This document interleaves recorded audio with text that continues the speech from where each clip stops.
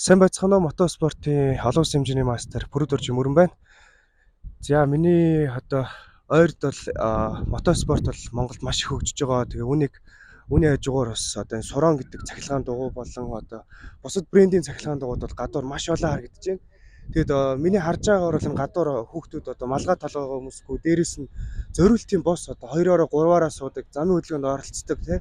Эсвэл ямар нэгэн дүрмд суугаагүй ийм хүүхдүүд байдаг. Тэгээд та хэдийгээ бас үнэхээр болгоомжтой байгаа чи замын хөдөлгөөндөө соёлтой оролцооч. Тэгээд дээрэс нь одоо зориултын сургалтанд суугаагүй өмнөх аваагүй бол аль болох эцэг эхчүүдээ битгий хүүхдүүдтэй одоо энэ аюултай зүйлийг аль болох насанд хүрсэн ч юм уу тийм үед навж өгөх. Эсвэл зориултын зам талбайд мөрөнгийн даваа байдаг. Одоо тэн дээр унуулах ч юм уу эсвэл хөдөө гадаа унуулаач. Тэгэхгүй бол одоо миний сонссноор л одоо жилдээ бараг 50 гаруй хүүхдүүд одоо гимтэж байна. За тэгээ бүр муугаар хэлэх юм бол саяхан бас нэг хүүхд хүртэл өнгөрсөн байна.